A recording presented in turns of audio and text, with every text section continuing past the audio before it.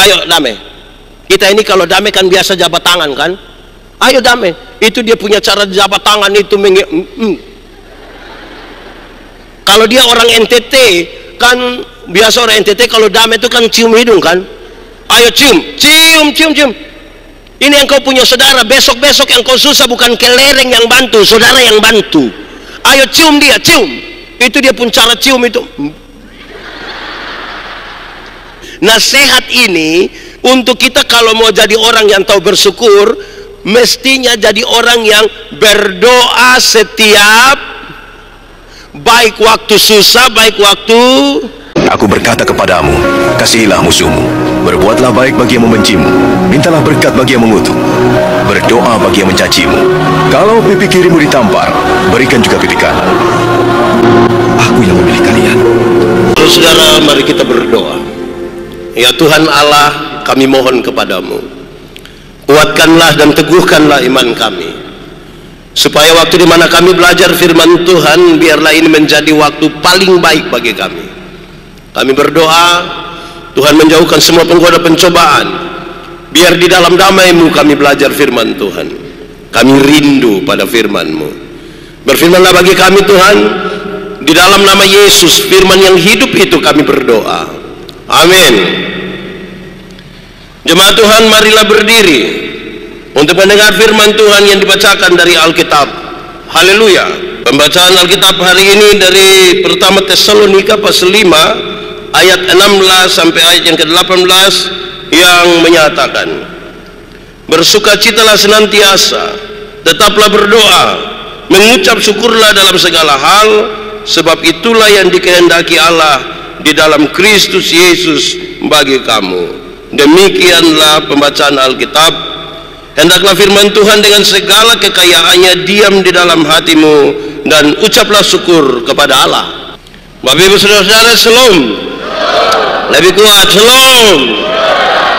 Dalam rangka perayaan hari ulang tahun GPIB yang ke-75, kita beda 1 tahun karena Gemit ke-76 tanggal 31 Oktober. Diadakan ibadah penyegaran iman ini dengan tema hidup yang bersyukur. Saudara-saudara, kita tidak usah bicara 75 tahun itu seperti apa, tetapi saya ingin menyatakan di awal begini, saudara-saudara, kedewasaan itu ada 3. Ada berapa? 1, dewasa biologis. Dewasa biologis itu, saudara-saudara, 10 tahun lalu kita punya berat badan hanya 37, sekarang 73. Itu dewasa biologis. 10 tahun lalu kita pakai celana nomor 27 tidak ada masalah karena perut rata saja. Sekarang perut macam ada 3, satu di sini, satu lagi. Itu dewasa biologis. Siapapun bisa begitu. Makan tidur, cocok ya bisa gemuk. Dan saya kira bukan itu perayaan kita. Kedua, dewasa psikologi. Dewasa psikologi tidak tergantung umur dan berat badan. Umur 40 tahun tapi kalau tukang tersinggung, sedikit-sedikit tersinggung, tersinggung kok sedikit-sedikit. Di sini ada yang biasa tersinggung, ada juga. Makanya kalau kami di Kupang ada yang biasa tersinggung di orang banyak, orang suka bilang begini, shh. Ada yang salah itu. Oke. Ketiga, dewasa iman. Dewasa apa? Dewasa iman tidak tergantung. Dewasa iman. Dewasa iman tidak tergantung berapa lama kita jadi orang Kristen. Dewasa iman tidak tergantung berapa lama kita beribadah, berapa lama kita melayani Tuhan. Tapi dewasa iman itu kira-kira begini. Ada anak umur 3 tahun, ada meja berat 10 kg. Anak umur 3 tahun bisa pikul meja yang 10 kg? Bisa? Tidak bisa. 17 tahun kemudian dia umur 20 tahun. Bisa kasih pindah meja yang 10 kg? Yang berubah anak atau meja? Anak. Itu dewasa iman.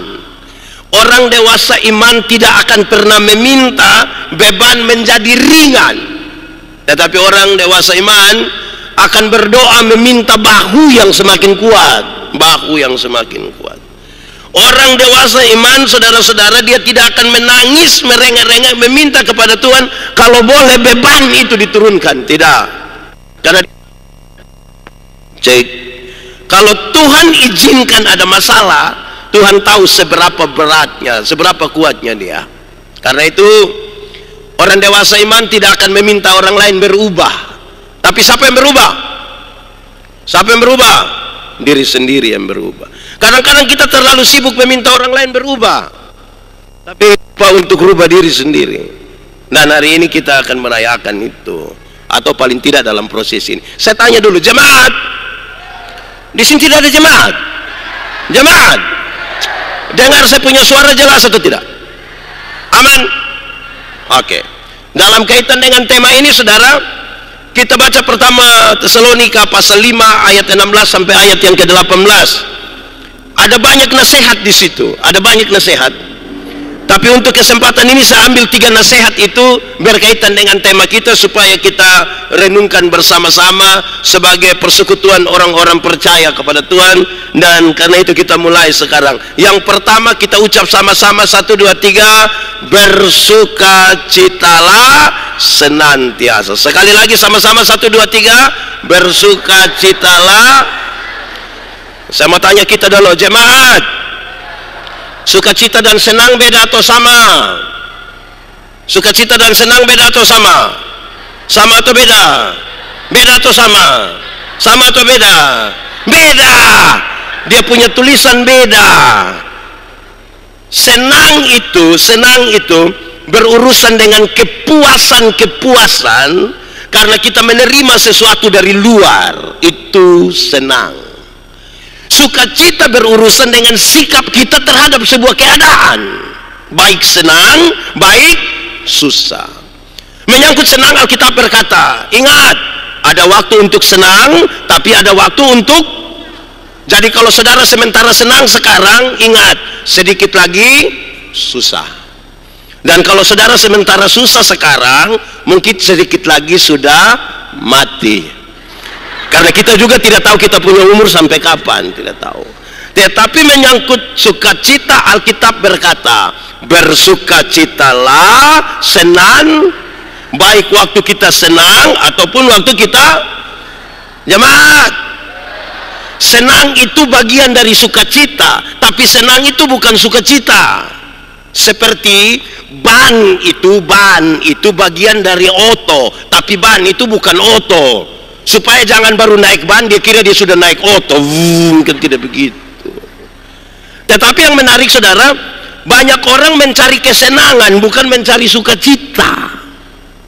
Bahkan dalam ibadah sekalipun banyak orang mencari kepuasan, bukan mencari sukacita. Itu soal kita. Kalau senang yang kita cari, dunia dapat berikan bagi kita. Tapi kalau sukacita yang kita cari, hanya bisa kita temukan di dalam. Banyak orang cari senang. Saya tidak tahu di GPIB di sini, saudara-saudara, di banyak tempat, saudara, jemaat itu paling suka pilih-pilih pengkhotbah. Kalau di gereja ada 2 pengkhotbah, dia baca dulu di warta pelayanan. Kalau Pak ini mantap, itu banyak orang. Kalau ibu ini di Immanuel begitu juga. Ada juga begitu. Itu yang biasa pilih-pilih itu majelis atau jemaat? Majelis jemaat. Itu kita punya soal, saudara-saudara. Banyak orang bahkan beribadah saja berurusan dengan kepuasan. Saudara, uang yang banyak membeli kesenangan, tapi tidak dapat membeli sukacita. Sehingga saudara jangan heran, banyak orang berkelimpahan harta, tetapi belum tentu dia bersukacita. Sukacita itu sikap. Sukacita itu sikap terhadap keadaan. Dunia dapat memberi kesenangan. Saudara kalau butuh senang, tidak usah datang ke gereja. Saudara kalau butuh senang, saudara cari tempat-tempat. Sekarang ada mall-mall besar, sekarang ada MotoGP. Saudara cari senang di sana, boleh. Tapi saya mau kasih tahu saudara, sukacita itu hanya didapat di dalam Tuhan. Walaupun orang dalam kesenangan yang banyak, belum tentu dia ada dalam sukacita itu, belum tentu. Saudara, senang itu sangat bersifat jasmania. Saya mau bilang pada saudara demi nama Tuhan Yesus, Yang jasmani itu akan berhenti, akan selesai. Yang sukacita itu di dalam Tuhan tidak akan selesai. Kalau itu ibadah namanya, dia bilang begini, latihan badani itu, latihan jasmani itu terbatas gunanya. Tapi ibadah itu mengandung janji, baik untuk hidup hari ini maupun untuk hidup di zaman yang, saya mau bilang saudara sekarang, beredar di grup WA itu bilang begini. Kalau saudara baca, saya mau ulang saja. Kalau kita sudah umur 50 tahun, cantik atau tidak cantik itu sudah tidak penting. Karena tidak lagi bisa disembunyikan di balik lipstik dan bedak, tidak bisa lagi. Baru nona-nona umur 20-30 tahun itu kan cantik tuh, kelihatan dia punya pipi tuh kinclong sekali. Itu 20. Sudah 50 meleleh ini pipi, meleleh. Tidak mungkin lagi, tidak. Saya punya teman dulu, kami masih SMA, dia tato lambang Guns N' Roses yang orang pangku kaki sambil melukis itu. Gagah sekali, kulit bagus, tinta bagus, kontras, mantap sekali. Tapi saudara tahu, itu 17 tahun. Baru umur 43 tahun waktu dia sakit, kami pergi lihat dia itu, saya juga sedih itu. Itu tato bukan seperti orang pangku kaki lagi, seperti orang menyembah itu, dia sudah menurun. Ini tidak bisa. Umur 50 tahun. Jadi saya mau bilang, ibu-ibu, di sini tidak ada ibu-ibu. Ini nona-nona SMA semua. Ibu-ibu, kalau sampai ada orang datang tanya, ibu umur berapa sekarang? Terus ibu bilang 50, dia sengaja kaget. 50? Macam baru 35. Jangan percaya. Masa umur 50 sama ke 35? Nah yang 15 di mana coba? Kalau ibu jalan sama ibu punya anak perempuan, terus ada yang tanya, yang ini siapa? Yang ini siapa ini? Ini siapa? Oh, ini saya punya anak perempuan yang pertama. Dia sengaja kaget. Anak perempuan macam kakak adik. Jangan percaya. Masa mama sama kakak adik dan dia punya anak? Itu hanya dua kemungkinan. Kemungkinan pertama, dia punya anak itu muka terlalu tua, jadi dengan dia punya mama tuh tipis-tipis bedanya itu. Atau kemungkinan yang kedua, dia punya mama menikah terlalu muda, mungkin 6 tahun sudah nikah, jadi akhirnya beda. Jadi sudah umur 50 tahun, silakan perawatan saudara, tapi cantik atau tidak cantik tidak penting lagi. Umur 60 tahun, ada jabatan atau tidak ada jabatan sama saja, karena sudah pensiun. Rata-rata ASN, TNI, Polri, perusahaan-perusahaan itu pensiun di usia 60 tahun, rata-rata begitu. Waktu kita masih aktif itu, kita datang orang bilang siap, laksanakan, hormat, lanjutkan. Nah, itu aktif. Waktu kita sudah pensiun, mau pergi terima pensiun di kantor pos begitu, anak kecil yang baru honor 3 bulan lalu ini, dia bisa lihat kita dari jauh, baru pakai bahasa Kupang, dia bilang, tua, amankah tua? Itu macam kita mau cek ke dia begini, tapi tidak bisa, tenaga. Umur 70 tahun, rumah tingkat apa, rumah besar atau rumah kecil sama saja. Rumah besar atau rumah kecil sama saja. Apalagi rumah tingkat. Kok itu semua kan sudah pakai tongkat, mau naik di lantai 2 dengan begitu? Tidak bisa, tidak jadi. Di umur 80 tahun, kalau Tuhan izinkan kita umur agak panjang, kaya atau miskin sekalipun sama saja. Tidak mungkin lagi beli daging babi 2 kilo makan sendiri, tidak mungkin. Kolesterol, jantung, darah tinggi, diabetes, gigi tidak ada. Orang lain masih kunyah, kita tidak kunyah lagi. Kita macam mall saja. Paling-paling begitu. Hisap-hisap sudah habis, dia punya rasa, tinggal buang. Jadi saudara-saudara, yang kita cari ini apa sebenarnya? Paling-paling waktu kumpul cucu lari-lari begitu, paling-paling cucu yang paling besar bilang, opa, Opa mau makan apa biar saya ambil? Paling-paling opa hanya bilang, jangan. Opa makan bubur. Paling-paling hanya itu. Apa yang kita banggakan? Jadi saudara, kalau di dunia ini kita hanya mencari kepuasan tidak bisa. Kenapa saudara? Saya mau kasih tahu saudara bahwa manusia selalu tidak puas dengan sesuatu. Jadi kalau bukan karena sukacita, dia tidak mungkin bersyukur. Tidak mungkin. Pernah alami kok tidak, waktu dulu handphone baru pertama kali ada, kita kan kepingin sekali ada handphone. Sudahlah, yang penting ada handphone, mau seperti apapun yang penting ada. Maka dibelilah Nokia 3315. Dia punya bunyi jelas, tididit tidit, tididit tidit. Terus orang bilang, kau pakai yang itu tidak apa-apa. Tidak apa-apa, biar dia murah. Di sini halo, di sana juga halo, tidak ada masalah. Oke. Dalam perjalanannya, handphone yang baru mulai ada, yang Android mulai ada, kita mulai cari kekurangan-kekurangan dari yang tadi pertama beli itu. Saya punya HP ini sudah tidak bisa. Kita di sini bilang halo, di sana dengar hole. Akhirnya kita cari kekurangan. Jadi kalau saudara tidak bersyukur, tidak bersukacita, sikap terhadap keadaan itu, saya kira itu akan membuat kita tidak mungkin bersyukur. Jadi pertama, sama-sama katakan 1, 2, 3, sukacita. Lebih kuat, 1, 2, 3,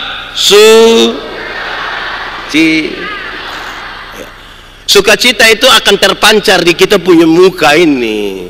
Dulu Kain dan Habel, dalam kisah itu Tuhan bilang kepada Kain, Kain, kenapa mukamu muram dan hatimu panas? Ingat, dosa ada di depan pintu. Dia mengintip engkau harus menang atasnya. Ketika dia tidak bisa menang atas dosa itu, dia bunuh adiknya Habel. Dengarlah, dia punya hukuman. Hukumannya bilang begini, tanah yang engkau usahakan itu tidak akan memberi hasil dengan baik. Tanah yang engkau usahakan itu tidak akan memberi hasil yang baik. Saya menyimpulkan kalimat itu. Ternyata, dengar baik-baik, muka muram, hati panas, berkat jauh. Sama-sama 1, 2, 3. Muka muram, berkat. Lebih kuat, 1, 2, 3. Muka muram. Orang yang muka muram itu kan tidak tahu bersyukur toh. Di mana-mana hanya begini. Baru dia bilang, pendeta, hidup ini terlalu susah. Engkau mati sudah kalau memang sudah terlalu susah. Jadi muka muram, hati panas. Kita kalau hati panas mau bersuka cita di mana? Saya mau tanya kita jemaat, di rumah hidup pada aman-aman, suami istri aman, ipar-ipar aman, tetangga aman, dengan mertua aman. Betul? Betul. Lalu kenapa saudara muka seperti tertekan begitu? Jadi saudara, hati itu yang aman itu akan terpancar di muka. Itu buat kita bersyukur. Itu satu dulu, kita kasih tinggal, nanti di akhir kita bicara. Kedua, tetaplah berdoa. Sama-sama 1, 2, 3. Tetaplah. Jemaat, doa itu gampang atau susah? Doa gampang atau susah? Doa penting atau tidak penting? Yakin? Kalau begitu saya mau tanya, doa gampang, doa penting. Apakah saudara menikmati kehidupan doamu dengan baik? Kenapa suara turun? Saya ulangi, doa penting, doa gampang. Pertanyaan terakhir, saudara menikmati kehidupan doamu? Suara malu-malu kucing itu. Saya mau kasih tahu, jemaat, banyak orang tahu bahwa doa penting, doa gampang, tapi banyak orang tertekan karena doa. Ada orang yang cerewet sekali. Di ini Mataram dia paling cerewet. Tapi kalau kita bilang, Pak, sebentar Pak, doa makan, dia bilang, kau sembarang saja. Betul? Di Emmanuel ada. Dia ada ikut ibadah sekarang. Dia pakai baju warna mulai baku tuduh sudah. Nah itu jadi kita punya soal. Bagaimana? Mic ini.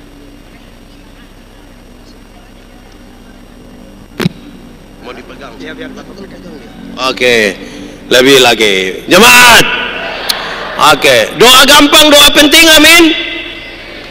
Kenapa seringkali doa jadi beban bagi banyak orang? Kenapa? Jawabannya begini. Doa itu relasi, bukan kata-kata. Doa itu bukan. Kalau saya dengan kakak itu, kami dua punya relasi, kami punya hubungan. Saya jalan kaki, dia naik motor, ketemu saya di jalan tanpa saya minta, dia berhenti tanpa saya minta. Pendeta, yo, mau kemana? Naik, karena kami dua saling kenal. Tapi kalau kami dua tidak saling kenal, kami dua tidak ada relasi, saya jalan kaki, dia naik motor, ketemu saya di jalan, dia berhenti juga, tapi dia tanya, ojek apa? Jadi doa itu relasi, bukan kata-kata. Banyak orang terlalu memperhitungkan kata-kata sampai lupa membangun relasi. Padahal untuk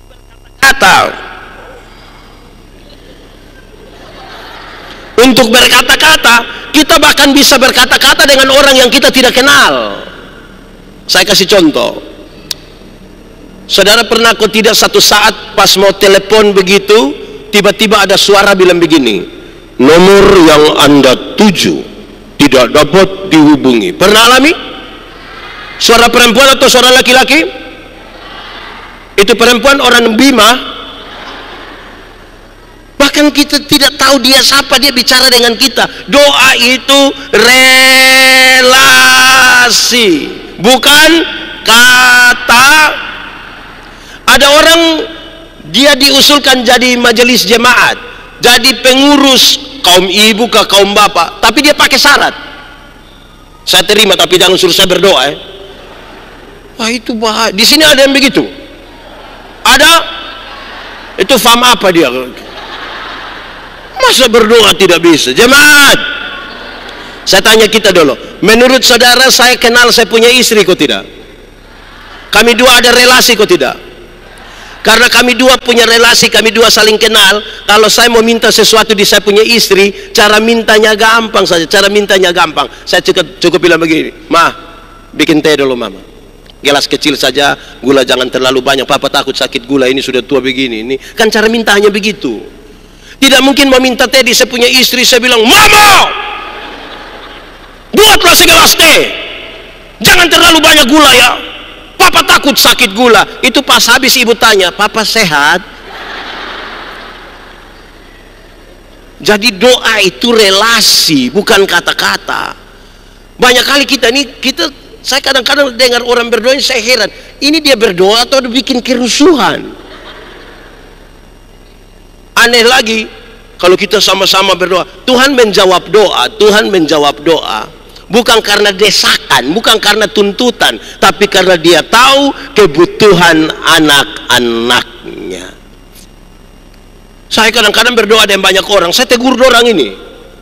Pas kami berdoa, yang pimpin doa, saya berdoa begini, Tuhan, kami terbatas, tapi punya Tuhan yang tidak terbatas. Saya baru langsung, benar Tuhan.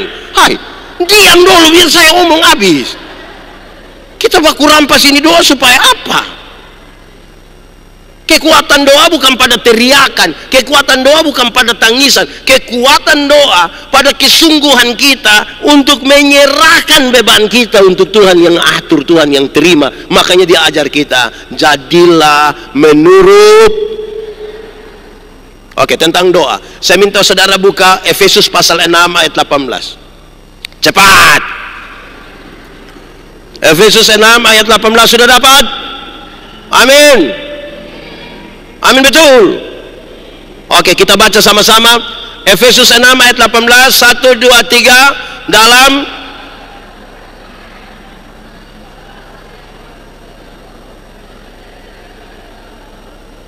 dengan untuk. Oke, baik. Saya bicara 5 hal tentang doa. Saya bicara 5 hal tentang doa. 1, berdoalah setiap waktu. Sama-sama 1, 2, 3. Berdoalah. Ya, Yang dimaksud dengan berdoa setiap waktu itu bukan jam 6, jam 7, jam 8, jam 9, jam 10, bukan itu.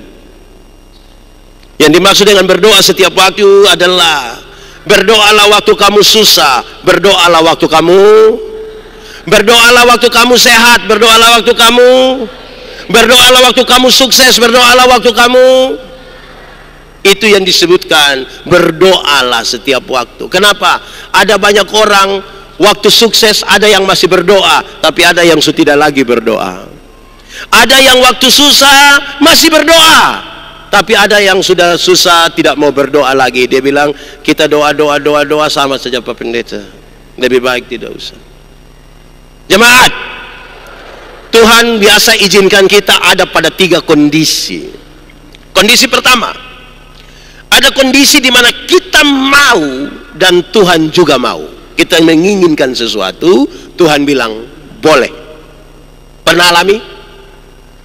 Di waktu di mana kita mau dan Tuhan mau, hati kita senang sekali, kita bergembira, kita rindu bersaksi, rindu kasih tahu semua orang. Ketika kita mau dan Tuhan juga, kita bikin status di media sosial, Tuhan Yesus baik, teramat baik, Tuhan Yesus terlalu baik, Yesus meloleh tadi dong ya.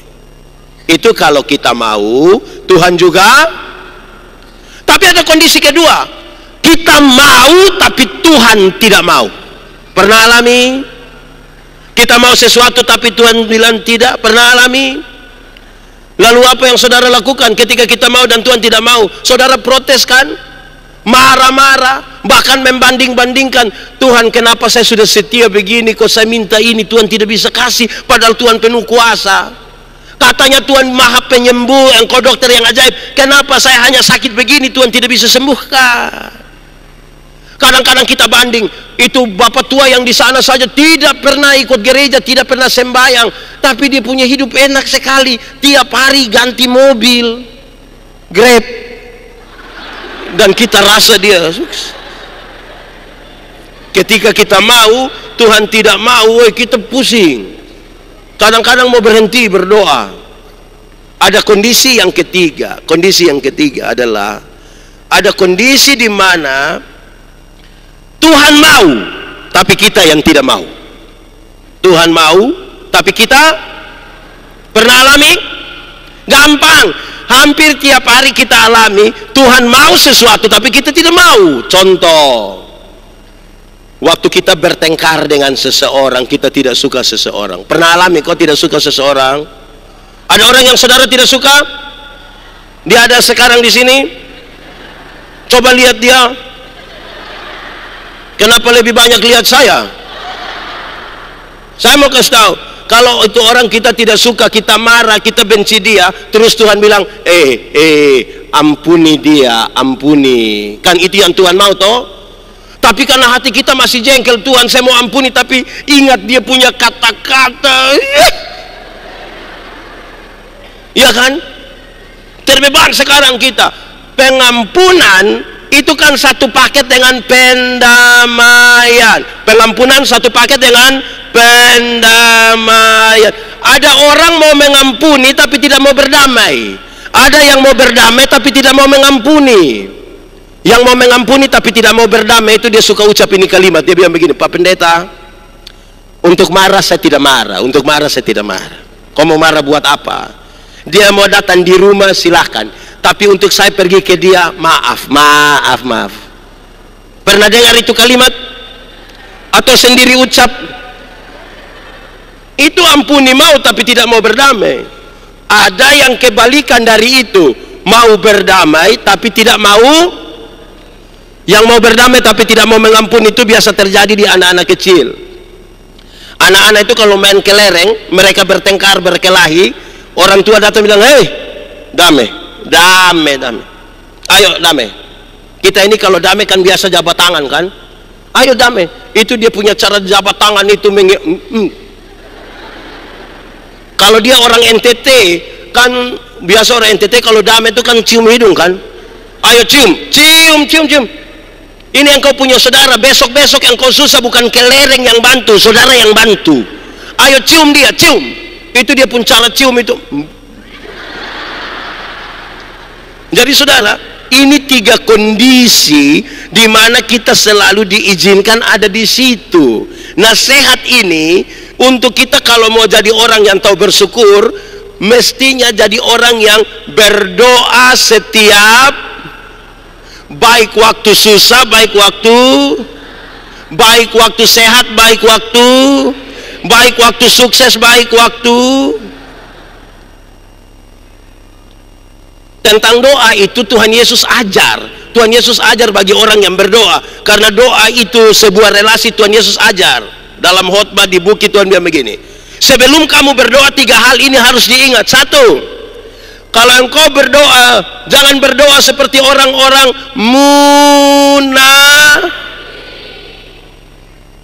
Di zaman Yesus itu ada orang suka menggelar tikar di pinggir-pinggir jalan dan berdoa sekuat-kuatnya untuk didengar orang.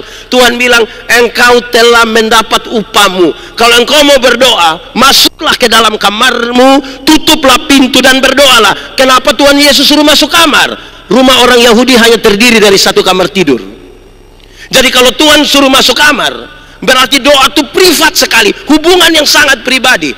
Doa syafaat bagi banyak orang boleh ada, tapi doa syafaat hanya boleh didoakan oleh orang-orang yang punya hubungan pribadi dengan Tuhan di dalam kamar tidurnya sudah beres. Kalau hubungan pribadi dengan Tuhan di dalam kamar tidur belum beres, jangan tampil di depan untuk berdoa kasih orang. Tahu munafik? Jemaah, tahu munafik? Coba angkat tangan yang munafik. Tidak ada. Jadi di Immanuel ini orang tulus-tulus semua. Sedikit lagi dunia kiamat di sini. Munafik itu di muka omong lain, di belakang. Munafik itu di muka manis sekali, di belakang. Di Immanuel ada betul.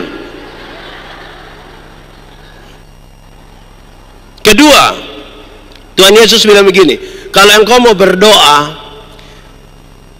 itu jangan putar-putar, jangan buat-buat, jangan terlalu macam-macam. Janganlah bertele-tele kalau engkau berdoa. Karena doa itu sebuah relasi, maka relasi lebih penting dari kata-kata. Saya tidak tahu di Immanuel, di banyak gereja ada orang yang kita suruh dia doa, itu dia doa sama semua. Doa konsistori sama dengan doa firman, sama dengan doa persembahan, sama dengan doa. Jadi kita sudah hafal dia pun doa. Satu saat dia bangun kita sudah ingat ini. Betul. Di Immanuel ada. Dia faham apa? Oh, jangan omong sampai situ, itu bahaya itu. Yang ketiga, Tuhan Yesus ajar, kalau engkau mau berdoa, ingat baik-baik. Taruhlah dalam pikiran dan perasaanmu, bahwa Tuhan tahu. Tuhan, jemaat, Tuhan tahu kok tidak? Tuhan tahu kok tidak? Lalu kenapa kita berdoa sama seperti Tuhan tidak tahu? Banyak orang berdoa dia kira Tuhan tidak tahu. Bahkan dia khotbah kembali Tuhan lagi. Tuhan tahu. Pendeta, kalau memang Tuhan sudah tahu, untuk apa lagi kita bilang kepada dia? Jemaat, kita ada anak, waktu bawa dia mau beli sesuatu, kita tahu dia punya kebutuhan, tapi kita bilang begini, nak, mau yang mana bilang? Ayo ngomong. Relasi memungkinkan kita berkata-kata. Jangan berdoa bilang Tuhan tidak tahu. Bahkan saudara, doa itu sebenarnya adalah sebuah keputusan masuk kepada sesuatu yang Tuhan sudah tahu bahkan sebelum kita berdoa. Supaya kita jangan berdoa menemukan apa yang kita mau. Banyak kali kita berdoa mencari yang kita mau, bukan berdoa mencari apa yang Tuhan mau. Orang yang berdoa mencari apa yang dia mau, dia tidak akan pernah bersyukur. Berdoalah begitu rupa sampai menemukan apa yang Tuhan mau bagi kita. Doa bukan bendera star. Doa bukan kita pegang bendera star, pas kita doa habis Tuhan mulai bekerja. Tidak. Tuhan bekerja jauh-jauh hari sebelum saya dan saudara berdoa. Keputusan keputusan masuk ke dalam apa yang dikerjakan oleh Tuhan yang bisa membuat kita bersyukur. Pertama.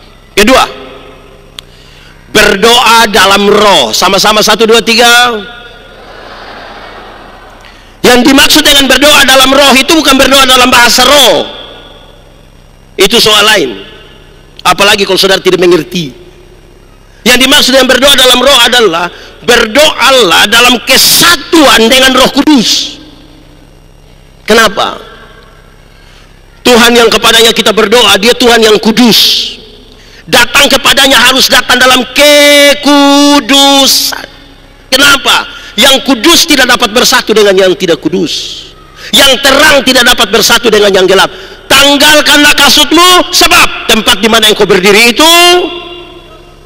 Banyak orang kata-kata doanya bagus tapi tidak menjaga kekudusan hidup. Tidak menjaga kekudusan hidup. Saya mau tanya kita dulu, jemaat, kalau kita di terang kita bisa lihat orang di gelap? Kalau orang di gelap bisa lihat kita di terang? Lalu kenapa kadang-kadang kita di terang kita kembali ke gelap?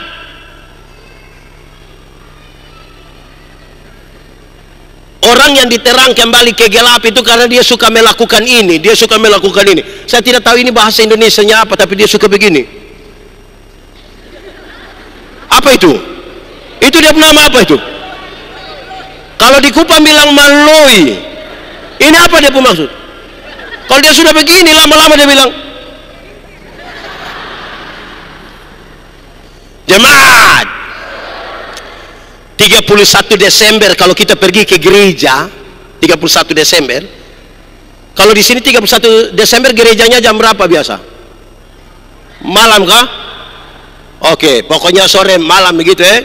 Pas datang lampu-lampu agak redup, ada bunyi musik klasik. Teng teng teng teng teng teng teng teng teng teng teng teng teng teng. Terus ada puisi, tidak terasa.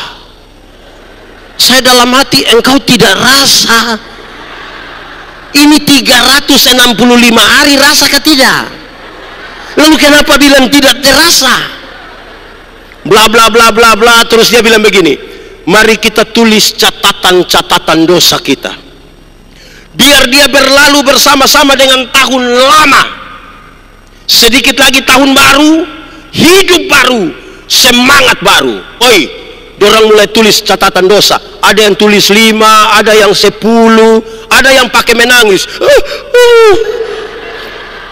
Tulis habis, bukan buang. Lipat, ikat pakai pita lagi. Keluar, pakai menyanyi. Mampirlah dengar doaku. Terus dia bakar ini catatan dosa. Ini 31 Desember ini. Masuk minggu kedua bulan Februari dia gila kembali. Lebih parah dari tahun lalu.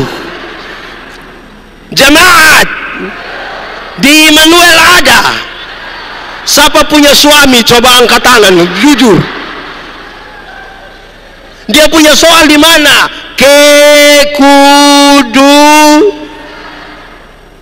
Kudus. Anak muda, di sini tidak ada anak muda. Ini nenek-nenek semua. Anak muda, terang atau gelap? Terang atau gelap? Gelap atau terang? Yakin terang? Amin. Yes. Lalu kenapa kamu pacaran di gelap-gelap?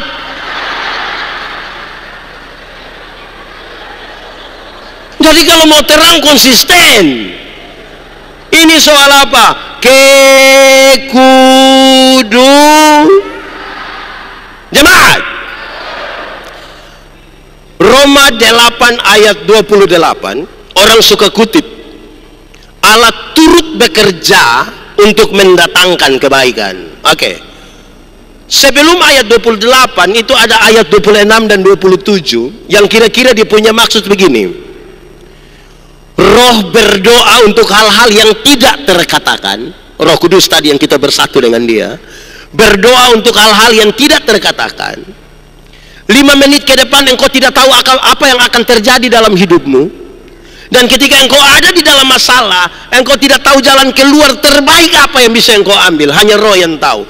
Dalam keyakinan untuk 2 hal ini baru orang boleh katakan, betul, ternyata Tuhan Allah turut bekerja untuk mendatangkan kebaikan. Kesatuan dengan Roh itu penting. Kesatuan dengan Roh. Banyak kali orang punya kata-kata doa bagus. Doa makan saja dia terputar-terputar kok, kadang-kadang Yahweh Yehova. Kesatuan dengan Roh Kudus lebih penting dari kata-kata yang terlalu diputar-putar itu. Amin kok? Sudah 2. 1 tadi berdoa. Aduh. 1 tadi berdoa. Kuat sedikit. Berdoa setiap waktu. Kedua berdoa. Aduh. 2 berdoa di dalam. Oke, ketiga berdoa dan berjaga-jaga. 1, 2, 3. Berdoa. Yang dimaksud dengan berdoa dan berjaga-jaga ialah bagian kita maksimalkan. Bagian kita maksimalkan. Bagian Tuhan biar Tuhan atur. Yang penting bagian kita maksimalkan. Contoh, ada yang punya toko, ada yang punya kios di rumah. Ada. Setelah dengar khotbah ini, saudara pulang, saudara bilang, anak-anak, sebentar waktu mau tidur, tidur saja, tidak usah tutup kios. Terus anak-anak tanya, kenapa mama begitu? Kita sudah doa, kau masih takut? Jemaat, saya mau tanya, kira-kira besok gula masih ada? Besok gula masih ada? Besok beras masih ada? Menurut saudara itu gula dan beras mutasi ke mana? Bagian kita maksimalkan. Itu yang disebut nama berjaga-jaga. Hendaklah engkau jaga-jaga. Saudara tidak tahu ini lagu? Tidak tahu ini lagu? Lalu kenapa suruh saya solo? 3, 4 sambil tepuk tangan. Hendaklah engkau jaga-jaga. Sedialah. Karena apa? Karena dengan sekejap kedengaranlah gegap, mempelai laki-laki datang. Jemaat, mujizat itu ada, tapi jangan bersandar pada mujizat. Itu Tuhan punya area. Ada satu waktu iblis bilang begini, Yesus, kalau engkau anak Allah, rubah batu ini jadi roti supaya engkau makan. Tuhan Yesus rubah? Tapi dia bisa rubah atau tidak? Nah, kenapa dia tidak mau rubah? Pertama, dia tidak mau ikut perintah iblis. Tapi yang kedua, masa mau buat roti saja pakai mujizat? Kalau buat roti pakai mujizat tiap hari di toko bakery itu mujizat terus. Mujizat roti tawar lah, mujizat roti. Hidup ini berproses sedikit. Sama-sama kasih tahu kawan di sebelah. 1, 2, 3. Jemaat, dulu di dunia ini ada satu binatang, dia punya nama ayam. Sekarang juga. Itu ayam itu dibedakan atas ayam jantan dan ayam. Tapi tiba-tiba muncul ayam potong. Akhirnya ini ayam yang tadinya hanya ayam menjadi ayam kampung. Karena sudah ada ayam. Ini buat kita jadi bingung. Apakah ini ayam kampung yang dipotong atau ayam potong yang di kampung? Kita juga pusing. Tapi saya mau kasih tahu, jemaat, ada yang pelihara ayam kampung di rumah ada? 2 ekor ada? Yang 5 ekor ada? Bagi 1 dulu. Itu ayam kampung kita pelihara 1 tahun, masih kecil juga. Tapi saya mau tanya, dia punya daging enak ke tidak? Kalau betina bertelur ke tidak? Kalau dia dijual mahal ke tidak? Karena ini ayam tahu proses. Beda dengan ayam potong kan? Ayam potong kita baru pelihara 1 bulan saja dia punya mata sudah besar begini. Itu kalau lihat pakai kaca pembesar. Kalau lihat langsung juga dia begini. Tapi itu ayam. Ibu-ibu pulang dari pasar salah ikat di motor, dia punya kaki patah. Anak-anak gas di samping kandang, besok itu ayam mati karena ayam tidak tahu proses ini. Jemaat, saya mau bilang pada saudara begini, mati hidup itu Tuhan yang amin. Itu soal iman. Yang iman kasih tahu otak, yo, tahu kok tidak tahulah, kasih tahu dulu. Otak, mati hidup itu Tuhan yang atur. Jadi otak tolong kasih tahu kaki, kalau ada auto trek lari kencang, kaki jangan lompat ke tengah jalan. Jadi yang bagian kita maksimalkan, amin. Ada masa depan dalam tangan Tuhan, amin. Tuhan menyiapkan masa depan bagi anak-anakmu, ada amin. Tapi yang antar itu anak ke sekolah, bukan Tuhan yang antar. Siapa yang antar? Siapa yang antar? Atau siapa di antara kita yang karena terlalu sibuk pagi-pagi dia berdoa, Tuhan, saya sibuk jadi Tuhan tolong jemput anak-anak. Tuhan yang jemput pulang menangis, Bapak, menangis. Jadi bagian kita maksimalkan. Sama-sama 1, 2, 3. Bagian kita itu baru bilang bersyukur. Amin kok. Saya mau tanya kita dulu. Saudara masih ingat ini lagu kok tidak? Yang orang NTT, terutama orang Timur. Di sini ada orang Timur? Tidak usah angkat tangan, tidak usah. Kita punya muka sama semua, bikin tidak usah.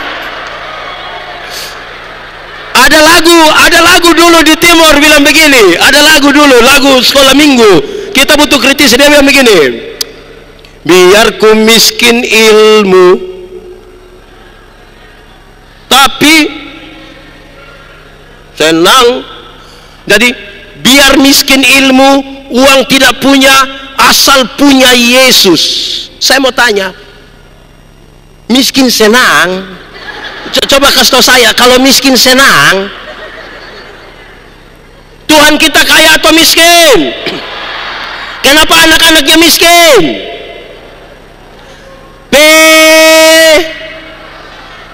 Tahu juga.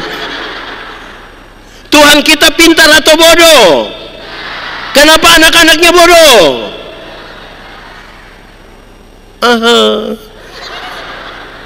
Jadi bagian kita maksimalkan, amin kok.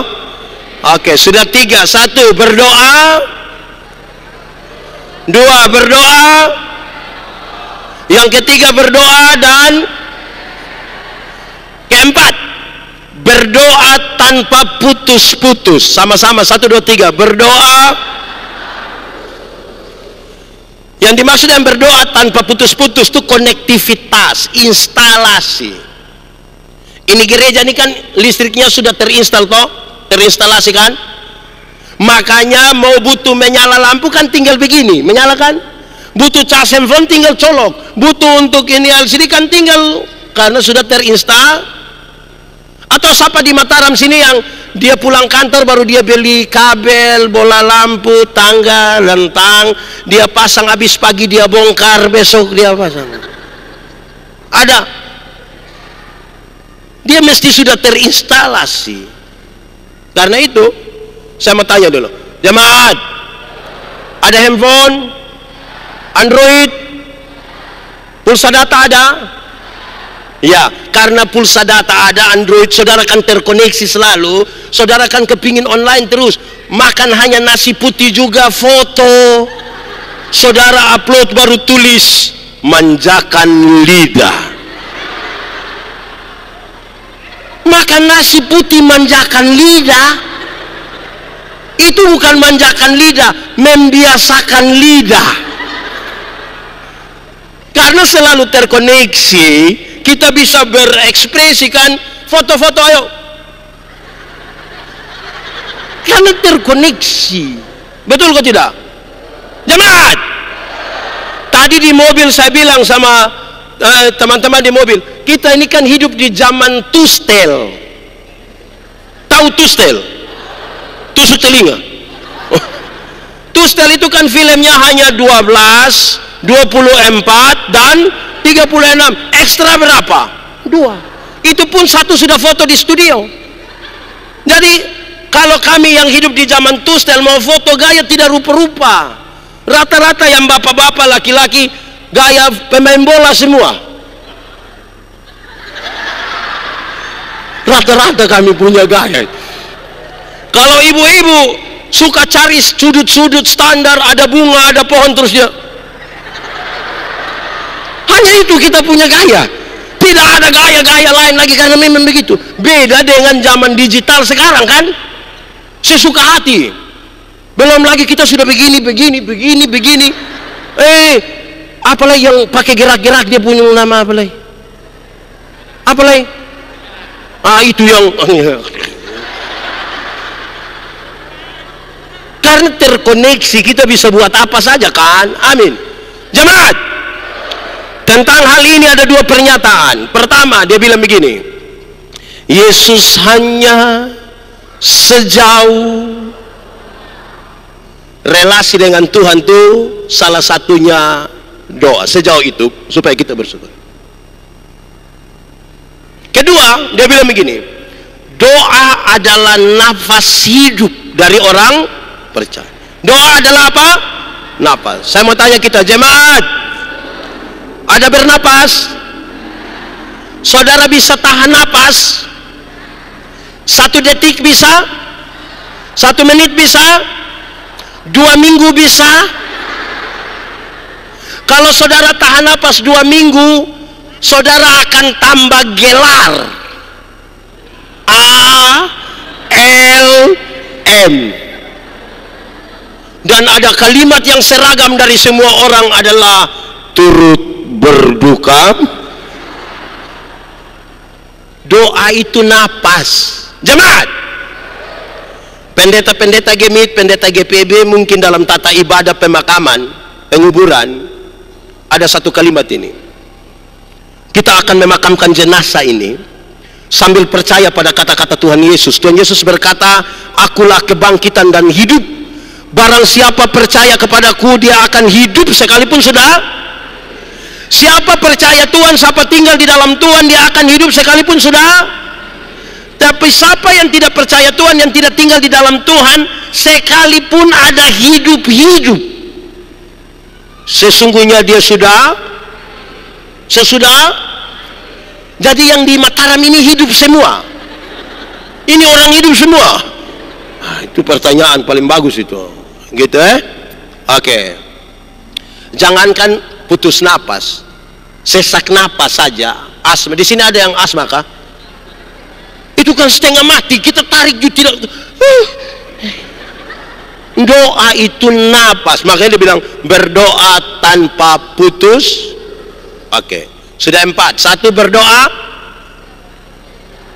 Doa apa? 1 berdoa, 2 berdoa, 3 berdoa, 4 berdoa.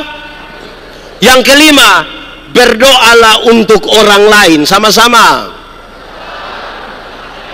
Syafaat. Sama-sama.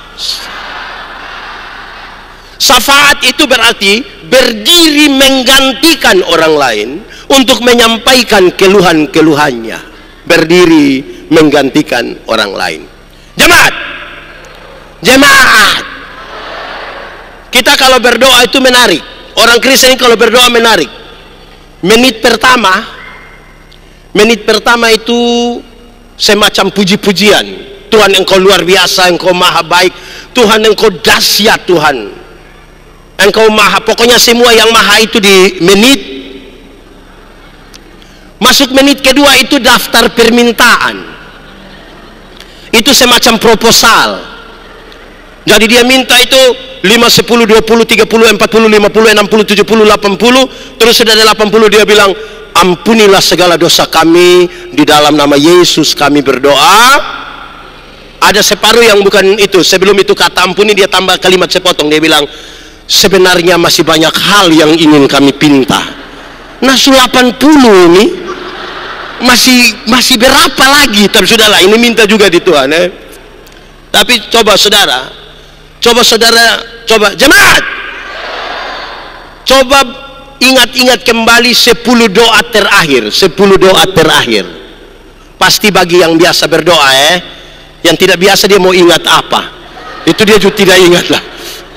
Coba ingat-ingat 10 doa terakhir. Ada doa untuk orang lain kok? Jemaat, ada doa untuk orang lain? Doa serahkan. Kadang-kadang kita doa terlalu egois. Kenapa doa untuk orang lain? Dengar, Paulus, saya pakai contoh saja.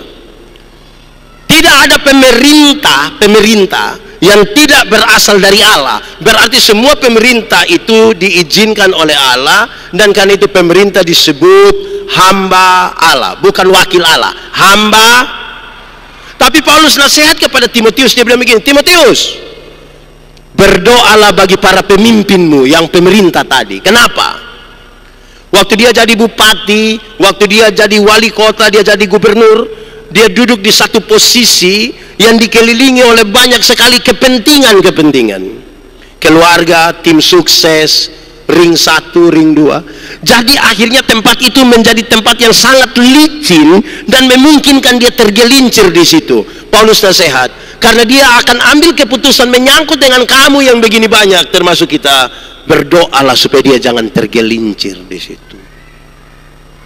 Tapi kadang-kadang kita lainnya di mana? Ada 2 orang bertengkar, terus kita bilang, tadi saya lihat dia maki-maki itu, kenapa kau tidak balas? Pak, saya hanya doa sah, pembalasan ada pada Tuhan, bukan saya. Kelihatan bagus kan? Terus tiba-tiba itu orang yang maki dia turun tangga, jatuh. Lantas dia bilang, saya sebilang toh. Tuhannya, kira Tuhan begitu-begitu?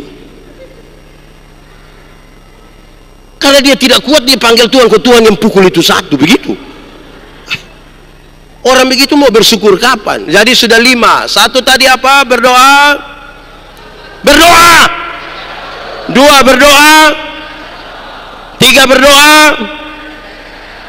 4 berdoa. 5 berdoa. Kalau itu hal saudara lakukan, baru bisa katakan apa? Bersyukur. Kalau tidak pernah lakukan itu, jangan bersyukur. Jangan. Doa itu bicara dengan Tuhan. Amin. Yakin saja atau yakin sekali? Berarti saudara setuju kalau berdoa itu bicara dengan Tuhan. Amin. Berarti mesti sopan atau tidak? Tapi coba ikut ibadah hari Minggu. Ibu pendeta, Pak pendeta bilang, Bapak Ibu saudara-saudara, mari kita satu hati dalam doa syafaat. Pas separuh tutup mata, separuh langsung bilang, betul, di Immanuel ada, itu orang ada di sini. Tunjuk. Orang berdoa dia jalan-jalan, majelis lagi. Supaya apa? Kau bilang berdoa bicara dengan Tuhan, manusia bagaimana? Ini kalau syukuran, di Mataram sini pernah ada syukuran? Oh ada. Kalau syukuran, pendeta pergi khotbah-khotbah, terus pendeta bilang, baik jemaat, mari kita menyatakan syukur kita bersama-sama dengan keluarga di dalam doa syukur, di dalam doa syafaat. Pas kita mau berdoa, ibu-ibu semua langsung ke belakang. Baku panggil lagi bilang, sampai di belakang yang ketua dapur bilang begini, siap, sudah doa syafaat, ayo siap. Kuat tadi sudah kasih panas, padahal hanya kacang brenibol. Di sini siapa yang biasa ketua dapur? Yang mana yang biasa? Ada di sini ketua dapur. Yang mana ibu, yang mana ketua dapur? Bertobat sudah, bertobat. Kita doa dia di belakang. Sebentar kita tanya, baru dia bilang, ada Maria, ada Marta. Omong kosong itu bukan berdoa. Mau bersyukur ke mana? Kita berdoa, dia sibuk dengan kuah apa tadi? Memang itu kacang masalah, betul. Dari zaman Yakub sampai ini hari hanya itu kacang. Belajar kita setia sedikit. Oke, baik. Sudah 2. Tadi apa yang paling pertama?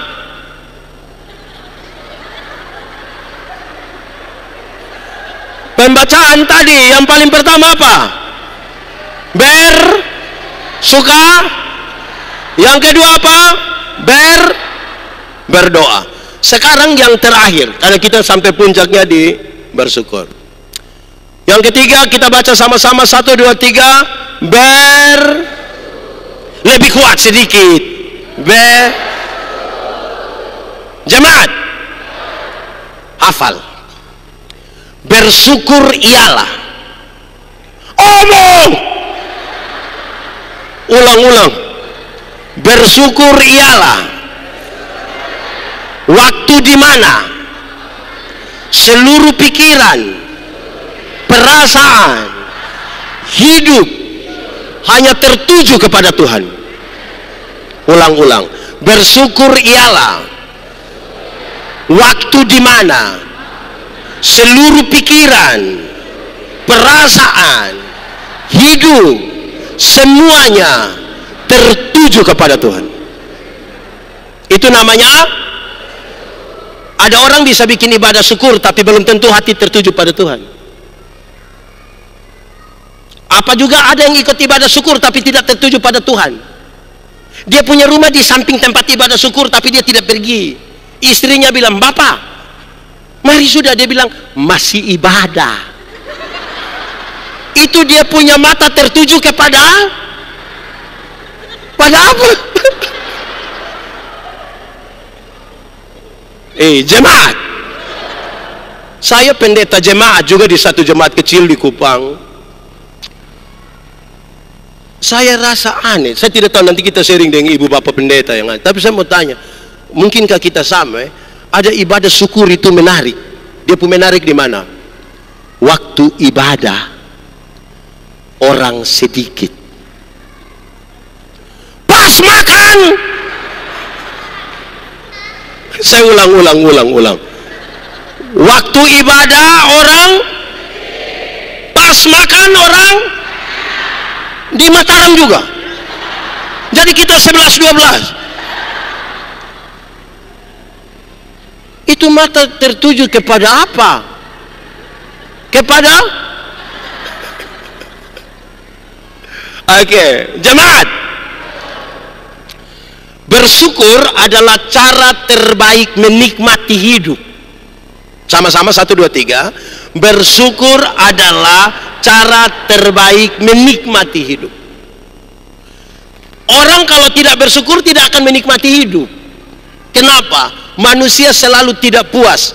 Hati manusia lebih luas dari isi dunia. Artinya seluruh dunia dan segala isinya taruh pada hati manusia pun tetap akan kurang. Karena manusia selalu tidak. Kita jalan kaki kita berdoa, "Tuhan, kasih saya sepeda 1. Tuhan kasih sepeda 1, dia naik barang 2-3 bulan dia berdoa lagi, "Tuhan, naik sepeda memang enak tapi tanjakan yang di situ itu Tuhan, woi ini." Jadi engkau punya mau? Kasih motor 1 Tuhan. Oke. Tuhan kasih motor 1, dia naik 5-6 bulan dia berdoa, "Tuhan, naik motor memang enak tapi saya punya istri berat 80. Anak 3 orang baru montok-montok semua. Setiap kali motor bunyi mereka 4 mau naik semua. Jadi motor bawa masalah baru dalam kami punya rumah tangga." Jadi engkau punya mau? Kalau boleh mobil 1 Tuhan. Pick up tidak apa-apa. Tuhan kasih mobil 1, dia naik 1 tahun dia berdoa ulang, "Tuhan, naik mobil memang enak." Istri juga naik, dia duduk di depan. Tapi anak yang pertama sudah kawin dengan orang di Sumbawa. Masa mau pergi Sumbawa pakai mobil Tuhan? Jadi engkau punya mau? Kapal feri 1. Tuhan kasih kapal feri 1, dia pergi ke Sumbawa, lihat mertua, anak mantu, cucu. Pulang dia berdoa lagi, "Tuhan, memang naik Ferry sampai sana tapi gelombang. Jadi yang kau punya mau helikopter satu, Tuhan. Tidak soal. Yang jadi soal adalah sikap kita terhadap berkat. Lebih penting dari berkat-berkat yang Tuhan kasih. Ada banyak orang tidak mensyukuri berkat yang dia terima, tapi hitung orang lain pun berkat. Berkat Tuhan mari, kau kan kagum oleh kasih. Lebih kuat. Berkat Tuhan mari hitunglah, kau niscaya kagum oleh kasih. Menghitung itu ada dua. Satu, menghitung berarti coba lihat dengan teliti. Sama-sama, lihat dengan jemaat. Pernah SD dulu? Pernah disuruh menggambar bebas? Paling banyak itu saudara gambar apa? Gunung. Itu gunung bentuknya segi, tajam toh, begini toh, hampir-hampir balon pecah toh di ujung. Kenapa? Karena lihat dari jauh seolah-olah gunung itu. Coba pergi dekat. Di sini gunung terkenal gunung apa? Gunung? Pernah pergi ke kaki Gunung Rinjani? Tapi buat apa? Kalau saudara pergi ke situ, apakah bentuk gunung itu semulus yang saudara gambar? Lubang-lubang ada, tebing jurang ada. Kalau semakin teliti, saudara bisa mengerti betul. Berkat Tuhan mari, kuat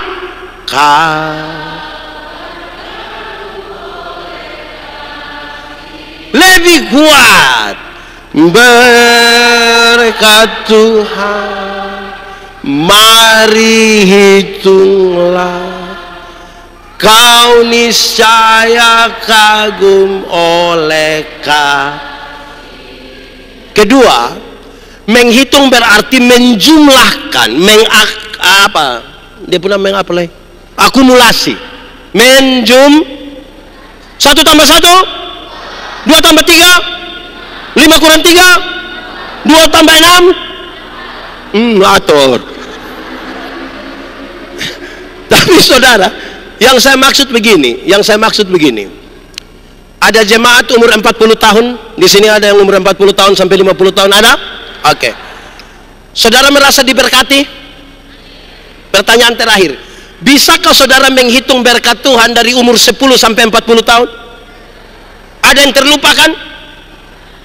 Ada terlupa. Karena terlalu banyak, ada yang terlupakan. Saya kasih contoh.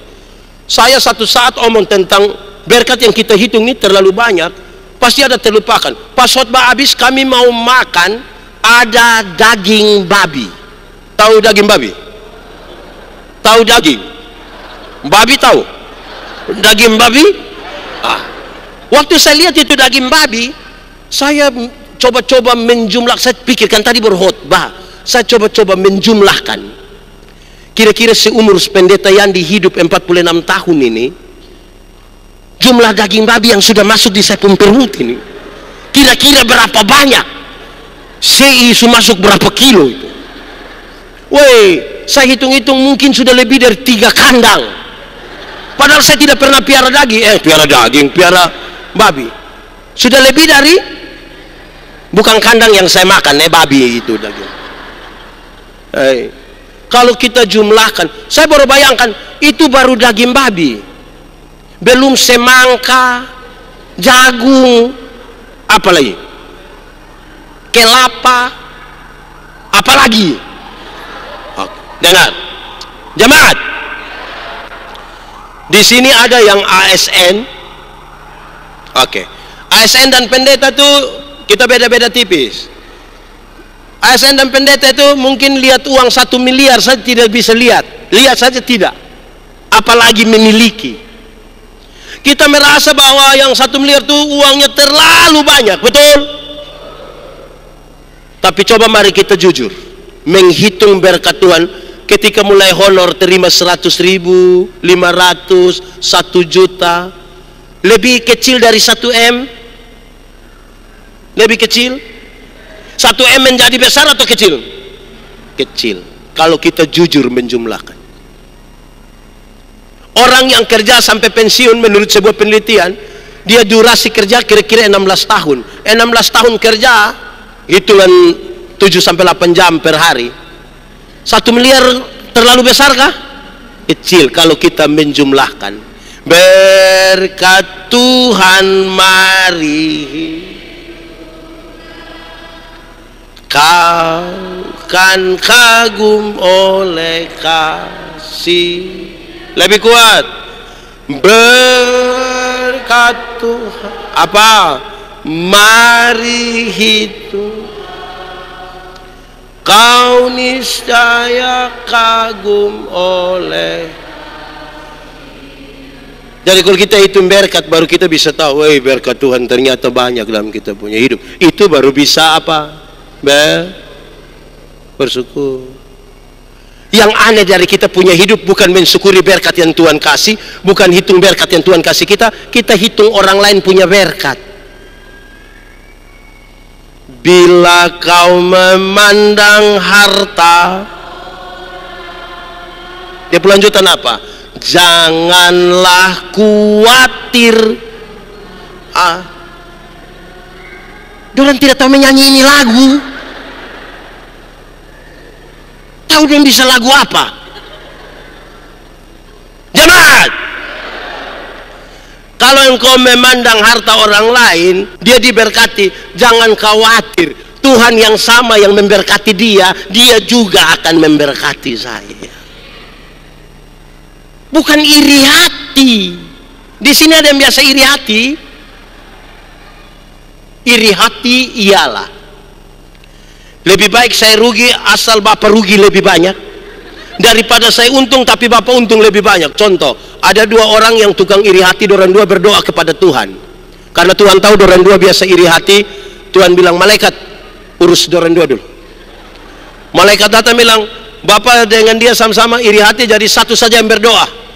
Tapi yang berdoa dia minta apa, yang tidak berdoa akan dapat 2 kali lipat. Contoh, kalau Bapak yang berdoa dapat motor 1, saya yang tidak berdoa akan dapat motor. Di antara kamu 2 siapa berani berdoa? Woi, kami 2 tidak berani, dua-dua tidak berani. Akhirnya tarik undian, tarik lot. Waktu tarik saya yang harus doa. Ini saya pikiran, kalau saya minta kaya pasti Bapak lebih. Akhirnya saya berdoa begini, Tuhan tolong kasih saya punya mata buta 1. Kalau saya punya mata buta 1, Bapak buta 1 rugi atau tidak? Buta 1 rugi atau tidak? Tapi lebih senang lihat orang buta 2. Itu iri hati. Dia pulang dari sini, ada orang bawa motor hampir tabrak dia, dia silih sedikit, lewat 20 meter itu orang jatuh. Brrr. Kita bilang apa? Pakai bahasa Kupang bilang mampus. Pergi lihat dia punya bapak yang jatuh. Senang sekali lihat orang susah, dan susah sekali lihat orang. Ada orang lain yang beli kulkas, dia yang kedinginan di rumah. Lama-lama dia beku. Orang lain yang beli motor, dia yang tidak tidur di rumah. Dia suruh dia punya istri, mama cek dulu, kenapa? Tidak tahu dong kredit atau cash. Lah orang punya urusan. Kita ini terlalu memandang harta orang lain sampai khawatir Tuhan tidak memberkati kita ini. Mau bersyukur itu, lihat berkat Tuhan dicurahkan itu. Kita yang terlalu khawatir. Yang menarik dari kita tuh, berkat makin banyak makin khawatir.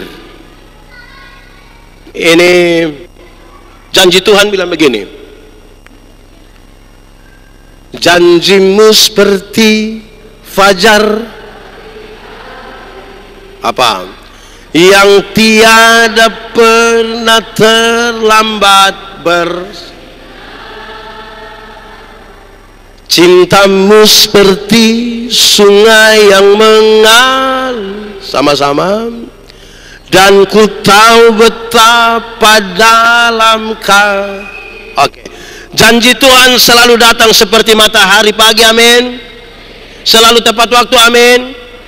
Sekarang Tuhan janji, berilah 1/10 dari hasil. Ujilah aku, lihatlah, bejana pembelahanmu akan berlimpah-limpah dengan buah anggurnya, amin. Apa itu janji Tuhan? Saudara mengamini? Percaya? Kita uji sekarang. Kita uji. 10.000 per puluhan berapa? Kasih kok tidak? Kasih hanya 1.000. Tuhan kasih naik 100.000 per puluhan. Masih kasih? Kasih hanya 10.000 kacang-kacang. Tuhan kasih naik 1 juta per puluhan. Masih kasih? Kasih hanya 1 lembar. Bila perlu dia pegang di ujung. Hey. Tuhan kasih naik 10 juta per puluhan. Waktu per puluhan 1 juta masih kasih. Masih kasih. Kenapa mulai beda pendapat? Berkat makin besar kan kita makin khawatir toh. Angkat 1 juta di tangan kiri, 9 juta di tangan kanan. Dia lihat 2-3 kali, dia lihat 2-3 kali. Tidak lama dia bilang, Tuhan juga mengerti kita. Mau bersyukur apa? Bila kau memandang harta, apa? Jangan ingat janji Kristus yang lebih Oke, langsung dia puref. Berkat Tuhan mari apa? Kau kan kagum oleh kasih. Apalagi? Berkat Tuhan. Sama-sama. Mari hitunglah oleh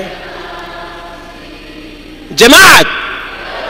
Ini ada pro kantor, kalau menyanyi lagu itu, waktu dia sampai bilang mari hitunglah, itu diperlambat. Mari hitung, supaya lebih teliti hitung. Bukan cepat-cepat mari hitunglah. Tapi yang kedua, saya mau sampaikan, kita ini kan bukan menghitung berkat Tuhan harian. Yang kita hitung itu bulanan. Berkat Tuhan tiap. Makanya pas terima gaji, makanan agak enak. Mulai menuju puncak. Ibarat kalau kita bunuh ayam, baru terima gaji, itu pasti dada, paha. Menuju puncak, leher, kuku kaki. Baru dia punya mama bilang, isap-isap enak, isap-isap. Ini cara hitung berkat Tuhan macam begini, kita tidak akan bersyukur. Lebih banyak kalau sebegini mau suruh dia kasih persembahan. Ada orang yang datang di gereja itu, waktu bagian persembahan dia di bagian penghormatan. Lama-lama dia pulang, dia jalan hanya begini. Aduh. Ada orang tua satu duduk di sebelah. Waktu dia kasih persembahan ini kan dia lipat tepuk tangan begini. Saya bilang, Bapak kenapa sampai bisa begitu? Dia bilang, pendeta, kalau tangan kanan memberi, tangan kiri tidak boleh tahu. Saya bilang, iya, tapi saya tahu. Bapak tahu apa? 1.000. Itu yang Bapak begini. 100.000 tidak mungkin begitu. Pakai batuk lagi, pakai batuk lagi.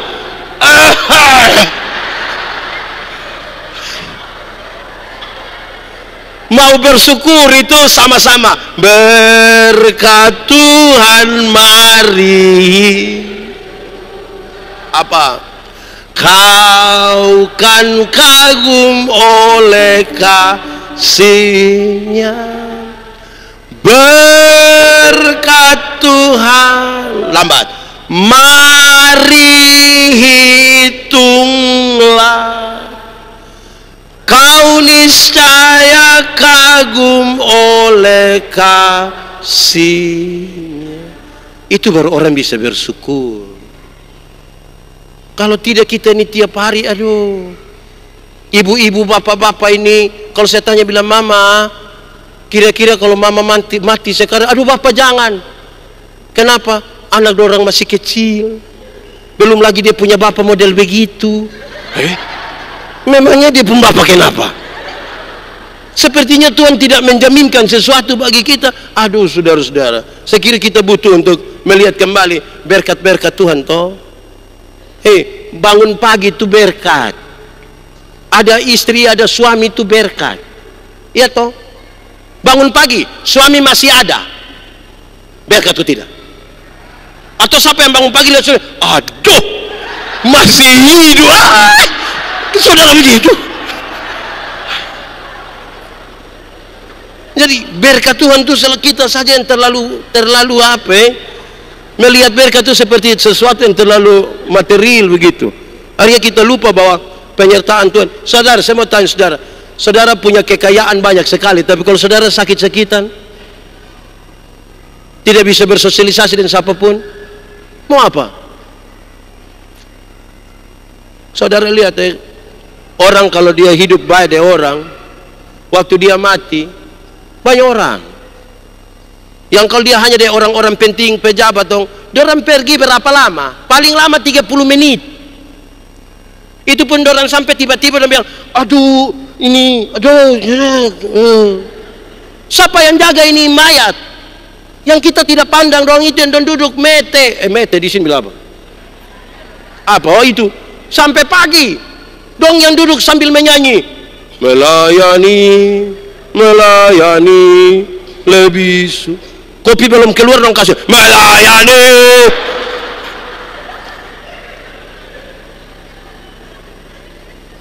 Saudara, karena itu kaya itu apa? Kaya itu air, kalau kita tuang di gelas dia meluber tumpah kemana-mana, itu kaya. Artinya berkat-berkat yang Tuhan percayakan bisa memberkati orang lain, itu kaya.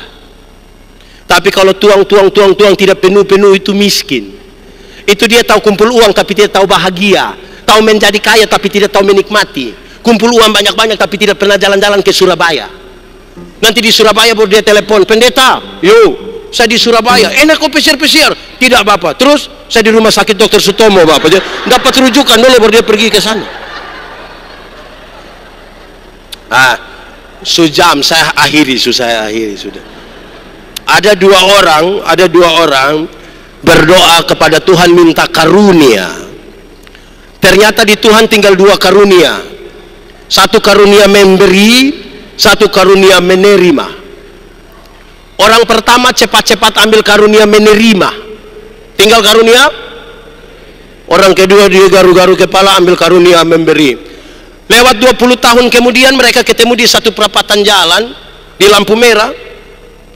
Yang punya karunia memberi itu dia lagi duduk di atas mobil mewah, tanda sukses. Saya tidak khotbah teologi sukses, saya berbicara tentang penyertaan Tuhan. Dia duduk di atas mobil mewah, tanda ini orang sukses ini. Yang punya karunia menerima ini dia ada duduk minta-minta di pinggir jalan. Itu orang dua baku lihat begini, yang punya karunia menerima bilang, hai, perasaankan itu hari kau dapat karunia memberi, kenapa sekarang kau lebih kaya dari saya? Terus dia bilang begini, kawan, karena Tuhan Allah tahu saya selalu harus memberi, maka kepada saya Tuhan berikan lebih. Kan yang kau mau bagi orang, jadi ini lebih, ini lebih, engkau tidak yang baik lebih. Tapi engkau ini kan karunia menerima, jadi di mana-mana Tuhan hanya begini saja.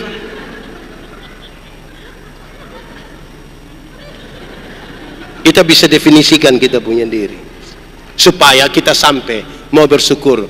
Kita sama-sama ucap 1, 2, 3. Bersyukur ialah waktu di mana seluruh pikiran, perasaan, hidup hanya tertuju kepada Tuhan. Itu namanya bersyukur.